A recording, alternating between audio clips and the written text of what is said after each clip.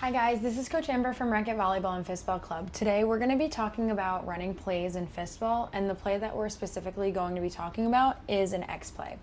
So the first thing that we want to talk about is the importance of running plays. And when you are a team, you obviously need to have a lot of control with your ability to pick the ball, because the closer you are to the line with your pick, the more controlled the play is, and it's a lot easier for the setters to be able to run certain plays.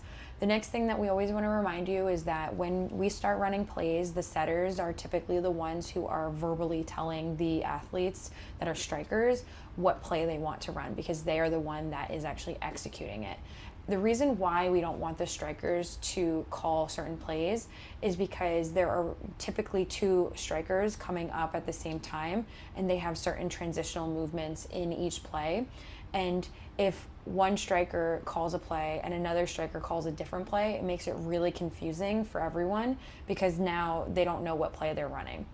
If the setter, who is a neutral party in this situation, and the one that's actually setting the play up, is the one that calls the certain play, then all the strikers have to do is make sure that they know the route that they have to run and what their purpose is in the play. So the first thing that we are going to say is that an X play is a deception play. So a deception play is basically where you're running a play and the goal of it is to make the other team hesitate because of what you're trying to deceive them with. So an X play is where the right and the left side striker are the ones who will cross over, and the other team doesn't know which defense to set up into because they're not quite sure who is going to actually strike the ball.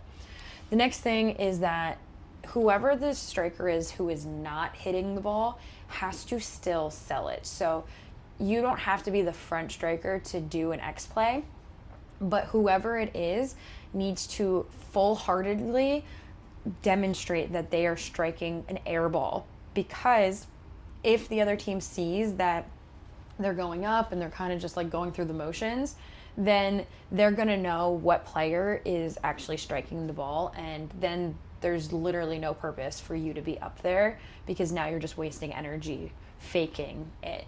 So you want to make sure that you are definitely selling your fake strike, so then the other team doesn't know which one of you is actually striking it. The next thing is that the sets can determine who the hitter is. So a lot of questions that I get from people who are learning this is, how do you know who is the striker? So typically speaking, the setter has the ability, especially when they've been trained and it's off of a really controlled pick, they have the ability to push the ball or set straight up. So when you're setting, so let's say that we have a setter setting in the A zone. Here they are right here, where they can still set an air ball, because this play is definitely more utilized in direct setting, but you can still do it off of a bounce set. If the ball is off of a direct set, the setter has the ability to push up or forward. So then they can have two locations for their set. So then if the play is getting run by the right side and the left side striker, then the pathway can be determined based on who's going in the front and who's going in the back. And then based on where the ball goes by the setter, then you can hit the ball based on that. So it doesn't always have to be where a certain player, like if they're crossing over, the front player does not always have to be the striker, and they also don't always have to be the one that's faking it. It could be either striker that's striking it, which is what is so beautiful about this play. The next thing is that you want to have the setter calling something. So obviously you can't just call X play, because there are some variables that you want to think about. So for example, in some cases you may want to show the right side going in front of the left side, or the left side going in front of the right side. So when you are actually telling your team who is running the X play, you want to tell them clearly which route they're running. And basically what we have decided is to have round and loop as our term, because we obviously don't want to just say X or say like, hey, you go in front, because that's a really long conversation to have. And another thing is that if you have certain plays, it could be any word. It doesn't have to be anything specific to Fistball. The reason why we chose these two is because they're on the same page, meaning like round and loop. So you know that they're the same play, but the R in round tells the right side that they're going to be the front player. So in the X, the person who's in the route that's in the front is based on the letter that the word starts with. So round means that the right side is going in the front and the left side is going behind them. And then loop is where the left side goes in front of the right side. Then the setter can determine who's actually getting the set based on how they push the ball. So they don't have to tell them who's going to take it.